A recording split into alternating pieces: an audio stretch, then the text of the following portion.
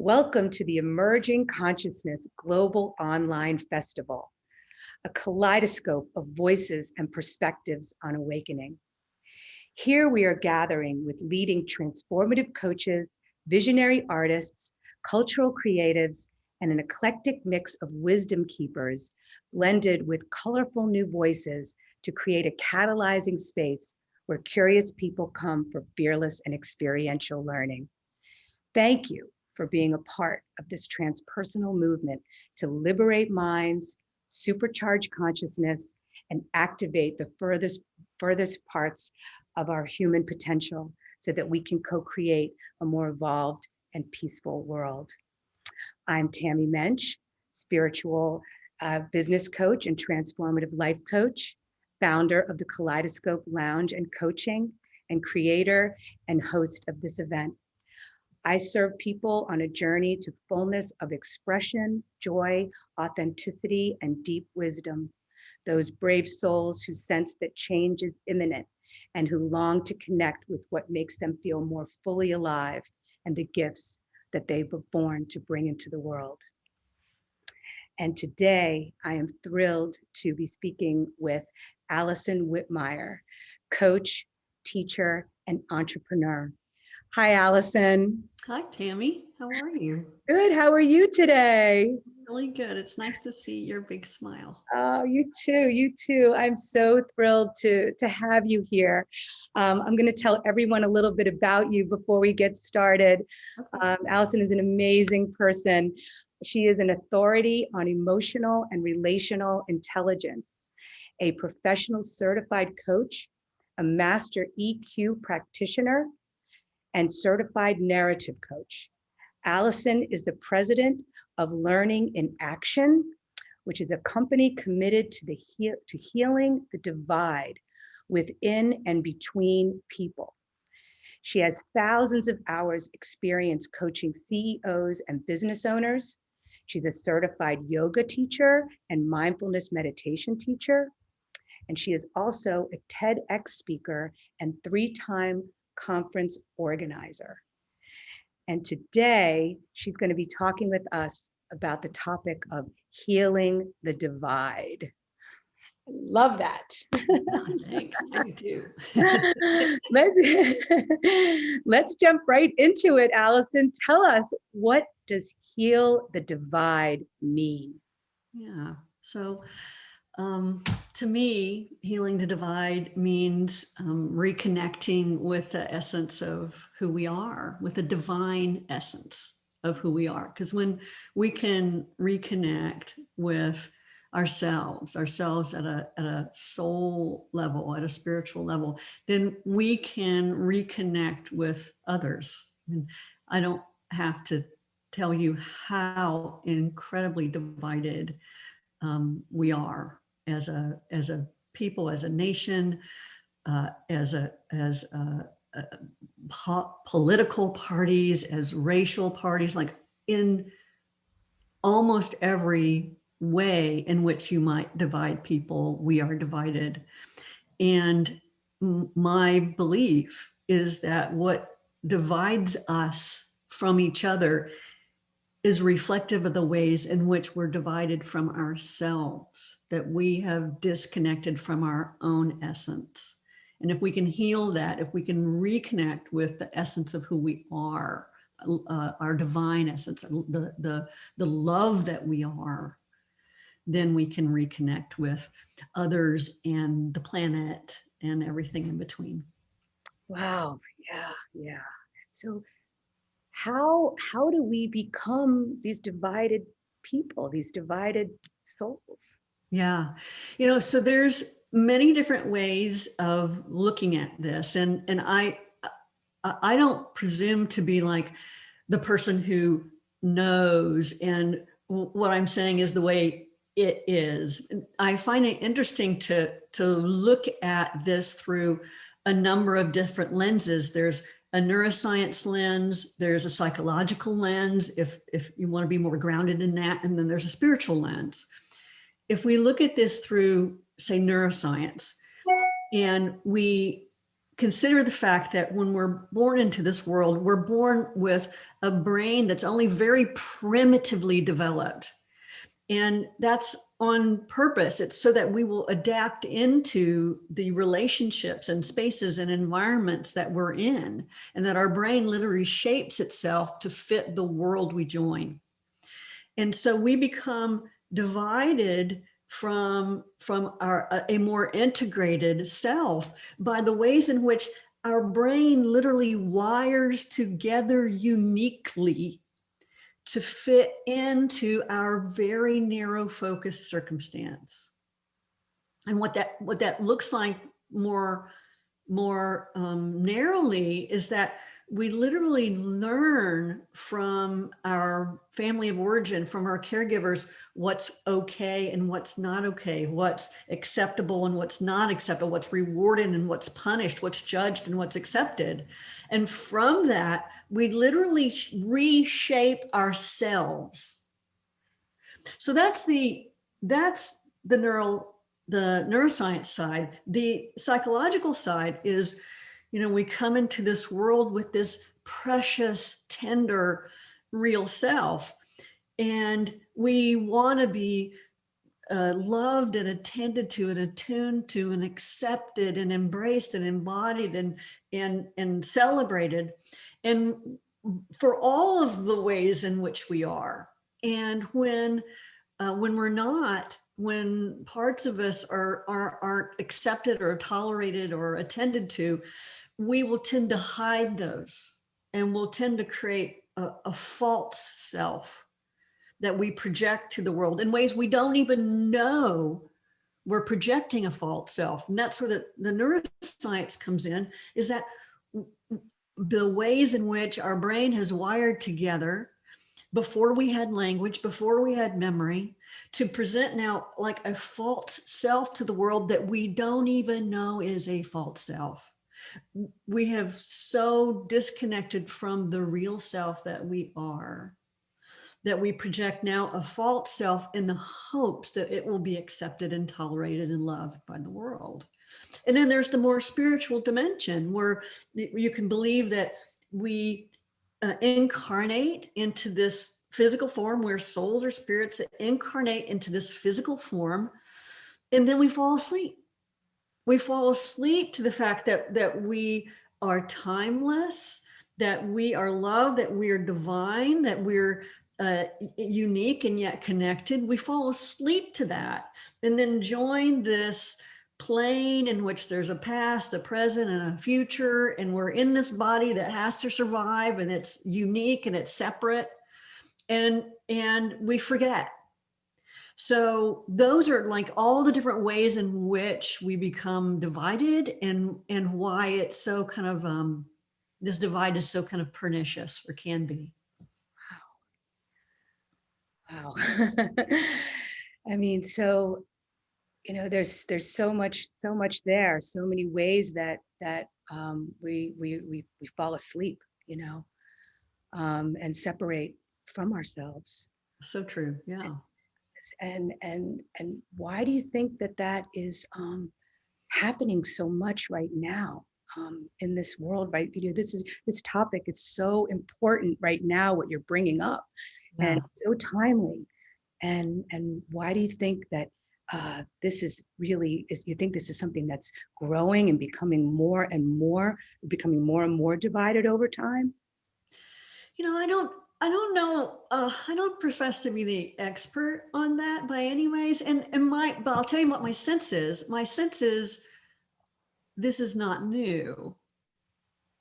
That in some ways, a big difference is the division is being celebrated. Oh. That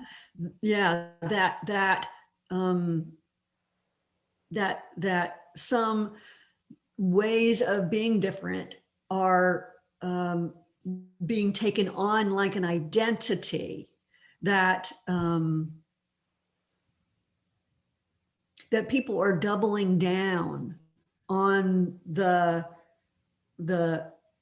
physical person they are, the separate person that they are, and really disconnecting from a spiritual self, or just not coming into a kind of spiritual self. I think, not that this is related to religion, but, church attendance has gone down over the years. And I don't know that it's been replaced by something. I can say myself, I grew up Southern Baptist, and we were at church every time the door opened. And when I became an adult, all I knew is I didn't want to belong to anything that thought everyone else was wrong. And so I can tell you myself, it's only really been into the last couple of years that I've been able to find kind of like, oh, this is the spirituality that I can embrace. This one where everyone's right. We're all one. We're in this together.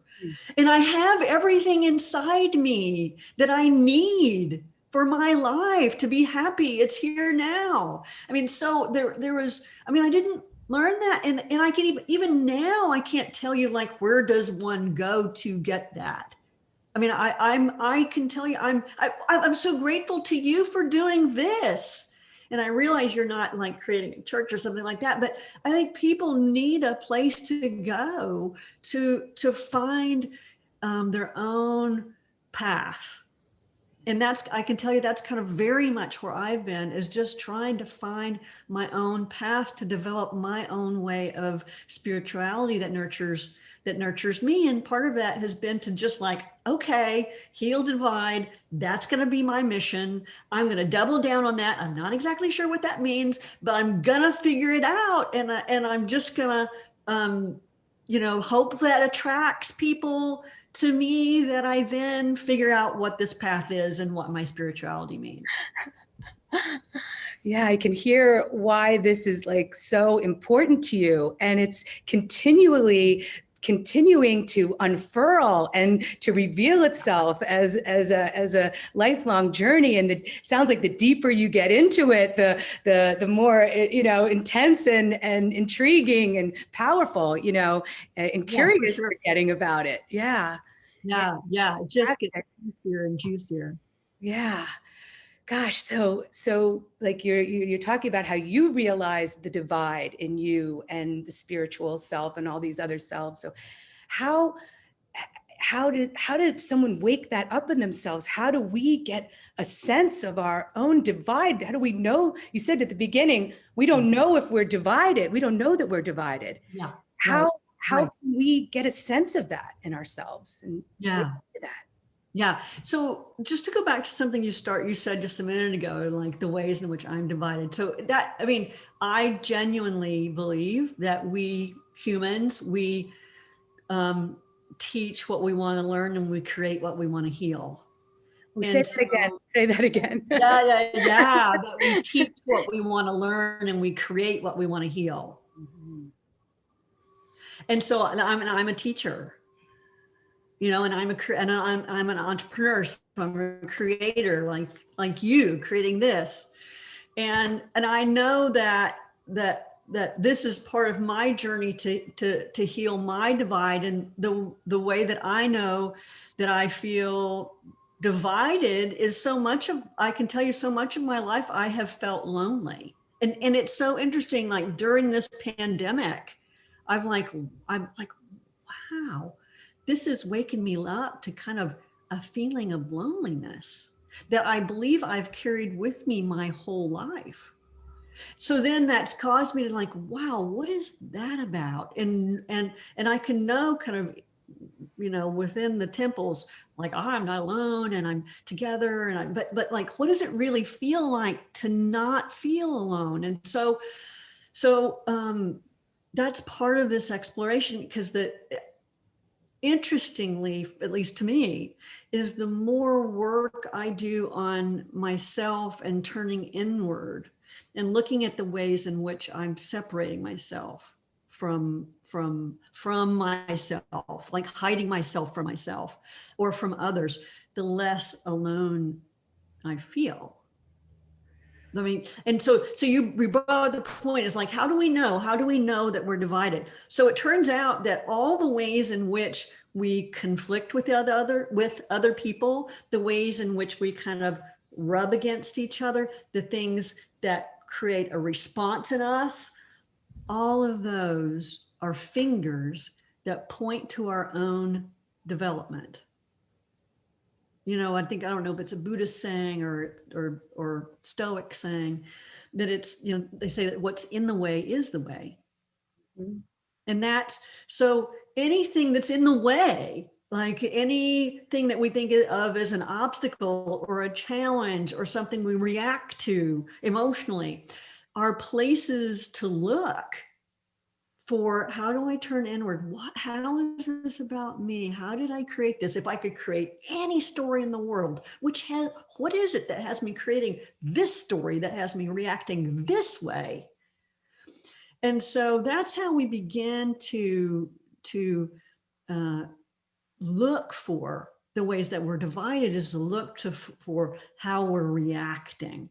And, you know, you were kind enough to offer some kind of giveaway to the audience. And my giveaways is this guide to understanding the information and gift of emotions, because our emotions are a divining rod to help us understand how we're experiencing the world or others, ourselves. And when we can understand the information in each emotion and the gift it has for us, then we can take that in and begin to understanding, okay, I'm getting angry about this. How is this about me?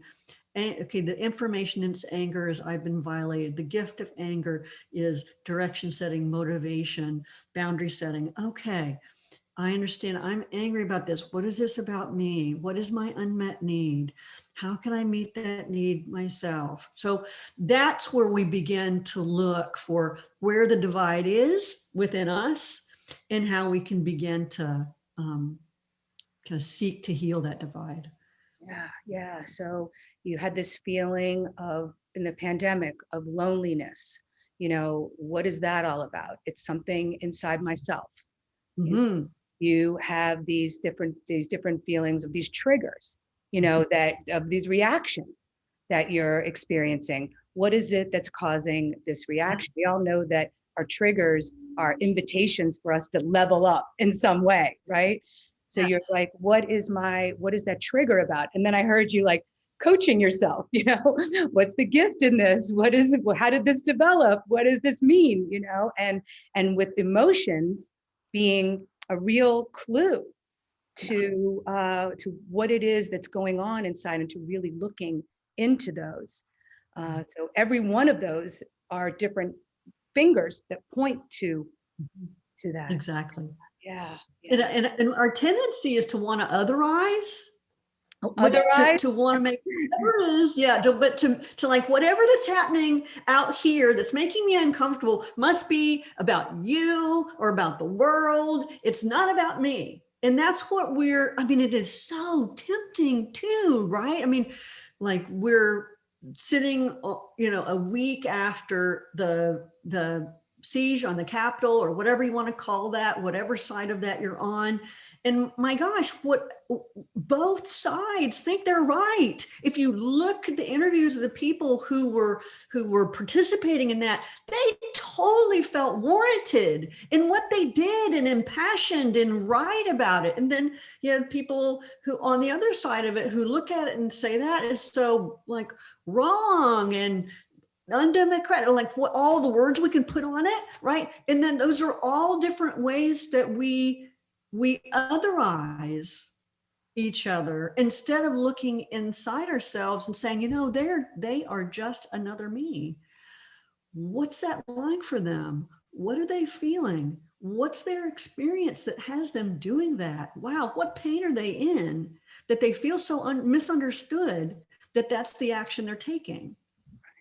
right. The otherizing. I love that. And so you brought up this, you know, we've got these two, you know, groups, or either outside of ourselves and which reflect what's inside of ourselves, Yeah, These exactly. two big groups that feel that they, or anyone, two, groups feel that they are completely right. Their whole world is, they sense that they are right. So they're asleep to the fact that that someone else's opinion is right as well. So how do we like wake the people up that don't realize that there's that how do we heal this divide? And when you don't even Yeah. realize that there is one. Yeah. Well, the only divide we can heal is our own. Right. I mean, the only divide we can heal is our own. And the only person we can wake up is us. So, um, it's about us all doing our work. And yeah, will some people not do their work? Nah, probably not. There'll probably some people that won't, and that's okay, because that's their soul's journey. And we can meet them where they are in that, wherever they are in their incarnation, in their soul's journey. And we can like, okay, that's where they are, and that, and accept and attend and attune and to even love them where they are, just because that's what we're doing for ourselves, is accepting and attending and attuning and loving and being compassionate with ourselves. And that's how we heal the divide within, so that we can do the same with others. We can be the empathetic, the compassionate, the loving presence for others that we come to be for ourselves. Knowing that we can learn from each of those, Yeah. experiences. Yeah, to the extent that we look at the other person and we react and like, why are they doing that thing? New place to look. New place to Yeah. just just letting that all just settle in. It's so important, right now. And those fingers all point, back to ourselves and our own work, and are all loving and accepting ourselves and, the other people that we may or may, that we're reacting to. Yeah. So, Yeah. Because we can't give anyone else what we don't give ourselves. That's the key, is whatever we want from someone else, we must give ourselves first. So whatever we want to give, whatever we want to get, we start by giving that to ourself first. so where do we start? Where do we start? Yeah, so there's so many different ways to start this work, and it's all, as we've been talking about turning inward, and as challenging and devastating and like unprecedented, all these words you can use to describe the pandemic. It has served, I believe, for many, to turn us inward. And when we accept that invitation to turn inward, or even if we're not invited, we seek out that invitation to turn inward, then we can begin to identify all the ways in which we're divided, so that we can accept and name and attend and attune and understand the impermanence of it, and then reconnect with the love that we are. So what are all the different modalities of turning inward? And there are many. So meditation is an excellent modality for turning inward. There is no end to what we can learn about ourselves. I mean, it's telling that that if you were to tell someone, some large group of people, that you're doing a 7-day silent retreat, like I did last June, they say, "Oh my gosh, I could never do that. I could never do that." just how many people would have that particular reaction. And in essence, what we're saying, if we were to say that, and to be honest, like there are many, I think I said that before I did a silent retreat. I'm pretty sure I did. So like, I don't, like, how could you, like, I don't think I could do that. I'm pretty sure I said that. And what we're saying is like, I can't be with myself. Like I'm afraid or anxious or whatever the fill in blank emotion is of being with myself. And so it starts by having the courage, mustering the courage to turn inward and to look at what's there and to be with and accept and attune with and investigate and nurture what's there. So that's the kind of the meditation approach. Of course, there are all different kinds of therapy, psychotherapy, cognitive behavioral therapy, art therapy. There's so many different kinds of therapy that are also kind of inward looking, inward examining. Something as simple as journaling with intention toward looking inward can go a long way toward really understanding how to look at and investigate and nurture our inner terrain. There are assessments that can help us see what we can't see about ourselves. And when that assessment is when you have a master at interpreting those assessments who can hold space for your experience, then you can learn a lot about yourself really quickly through certain different kind of assessments that look at the internal landscape. Other modalities are breath work, whether it's holotropic breath work or other types of breath work, to allow us to really kind of connect with ourselves at an essential level. And that has a lot of the same kinds of, turns out, benefits as meditation, because we can, all kinds of things can come up that are surprising, that surprise us. We learn, that the issues are in our tissues. And when we do this work, whether it's yoga or breath work, there's other types of somatic work, that kind of work can come up and surface in ways we didn't even know was there. And then of course there's the psychedelic work. There's plant-based medicine and other medicines that allow us to explore our internal experience in an oftentimes really accelerated fashion.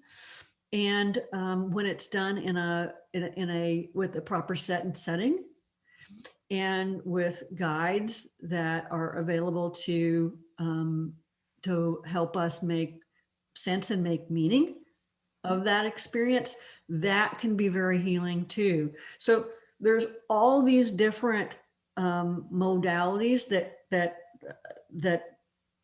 it take a little bit of time or a lot of time or a little bit of cost or more cost, doesn't matter. And more modalities, the better, that allow us to turn inward, see what's there, and love that, what's there. Great example, great examples. Do you think it's possible to invite someone to wake up that doesn't know that they're divided? And do you think it's possible to invite someone into that kind of learning that maybe doesn't know that that's what they need? Well, here's how I internalize what you said, is that when I am at my best and when I'm the most in my essence and living through that, which for me anyway says easy does hard, when I'm in that, then it becomes an invitation for those around me to, not just an invitation, let me change that a little differently. when I'm in my essence and attending and attuning and accepting and loving myself, I give others permission to do the same.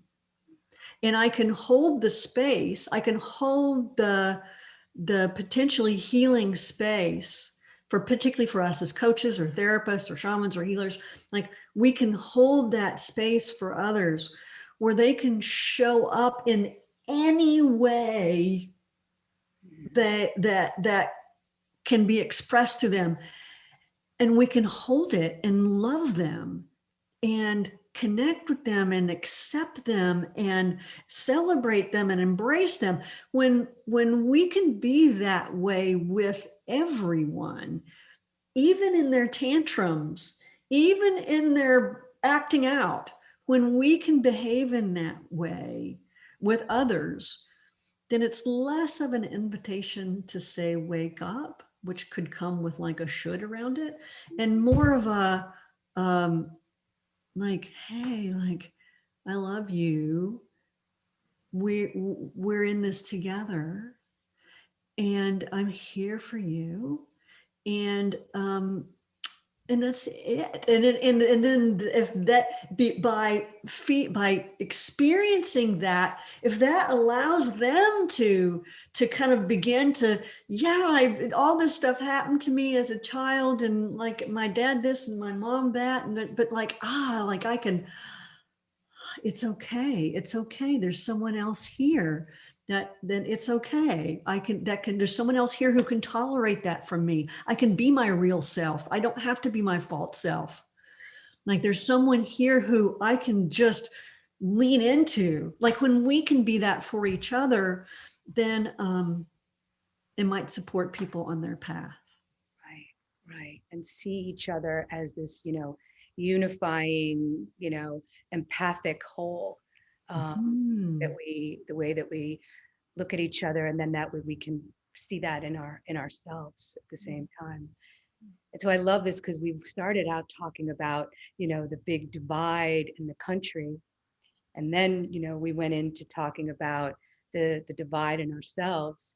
And now we're talking again about how to project it back out and what is possible, if we do. Yeah. I mean, I think this is like the big like picture of it. Is like what's possible is that when anyone or anything on the earth hurts, we all feel it. Right? That we're connected. That when we have differences, those differences stay as differences, not as judgments or ways in which we hurt each other or ways in which we reject each other. Right? Differences just stay as differences. And that we can recognize that everyone else is just another me. I love the Rumi quote. We are not drops in the ocean. We are oceans. We are the ocean in a drop. Yeah, I love that. and so that's what came up for me when you were saying that, also this feeling of real expansiveness inside when and hey, it's okay, it's not good or bad, it's just different, and we don't have to get charged up about it, which, like you said, again points back to our own stuff. Yeah. That I can see, to use the Rumi metaphor that you brought up, like that I can tap into the ocean in me, and I can see the ocean that's in you too. That I can acknowledge that there's an ocean in you, that I can tap into the divine that is me, and I can see and celebrate the divine that's in you. Yeah. Right. Gosh. So, so this, what can this, healing do for the world? Like if everyone, let's like take it there, like if everyone did this work, and what would be possible in the world? What would the world look like? Yeah. Well, and so let's just say that we start at the very elemental of like when one person or one thing hurts, we all feel it. Then the planet would thrive, because when the planet is hurt, we would feel it. We would feel the hurt. So we would collectively, we would no longer hurt the planet. We would honor the planet. We would love the planet. We would nurture the planet. And if someone else in the world was hurt, like we would do what we could do to help them, to ease their pain and to attend to them. So that I think that's the difference, and that we wouldn't start wars with each other, that we would see where the needs were and we would go there. So there would be a more even distribution of resources. There would be less, division, less divide, less,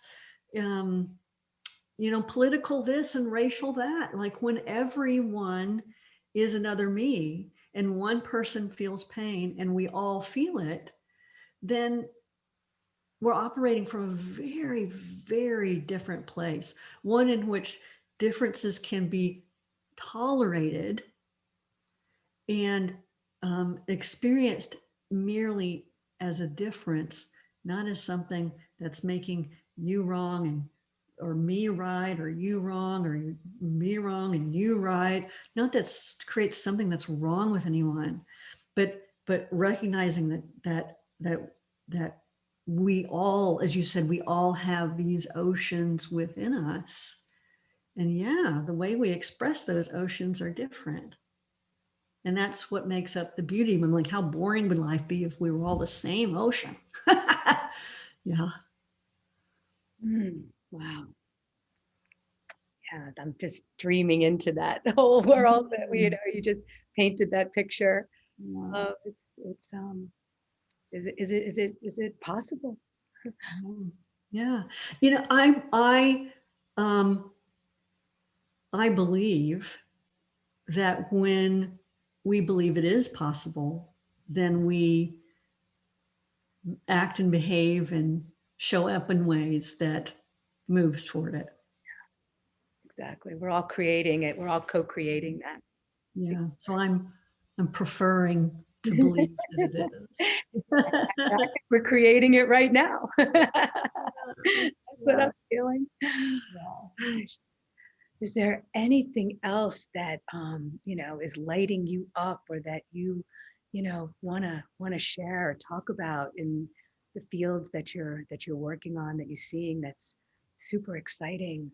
No, I feel like we left it on the field, and I don't have too much more to share. I'm really grateful for this opportunity, and I feel very called to do this work to heal the divide. It's literally a message that I got for me, and the invitation I hold for anyone hearing this is to listen, to what the universe is telling you, whatever that is, and trust that.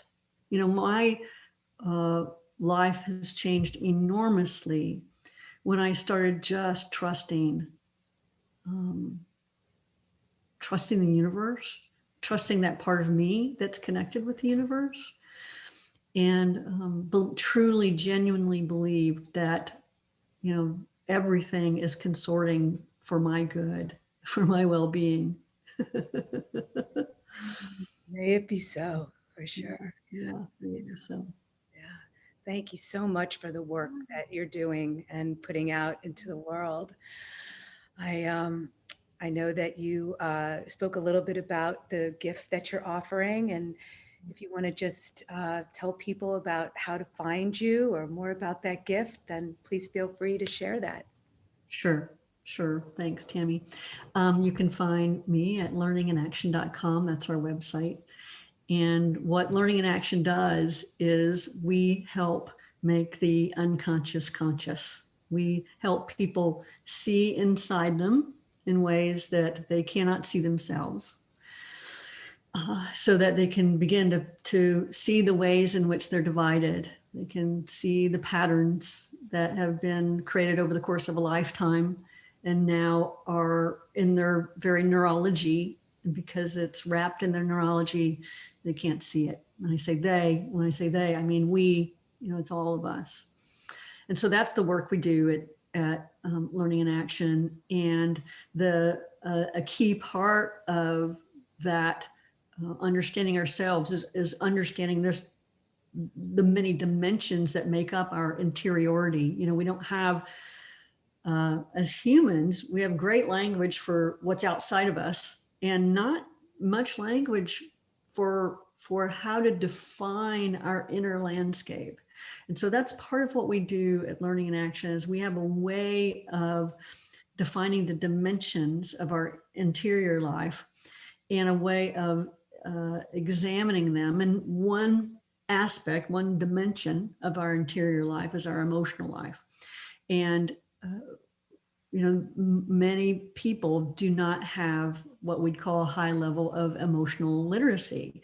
And that's because they just didn't, there's nothing wrong or bad with that. We tend to learn that in our earliest years of life. And if we don't learn that, we don't come into adulthood with a level of literacy around our emotions. So we aren't able to kind of have a feeling inside and have a name for that, what that is, and be able to identify it and name it and then understand what it means to even know where to look, right? So the little guide we've created to help you begin your journey inward is a guide to the role of emotions in our lives. And it's just a very simple way of looking at 7 emotions, which are the kind of our way of looking at the full spectrum of emotions that we have, and identifying the information of them and the gift of them and the role they play in our lives, such that when we understand that, it helps us gain a better discernment of what's actually happening inside so that we can work with it. Wonderful, wonderful. Emotions, and important that you're helping people to really track into that, which is the doorway to all of this. And thank you so much for that gift and for your time today. I enjoyed talking with you so much. I hope to continue the journey with you for sure. Well, thank you so much for having me, Tami. It's been a real gift, and thank you for doing this. Yeah, thank you. Take care. Namaste. Namaste.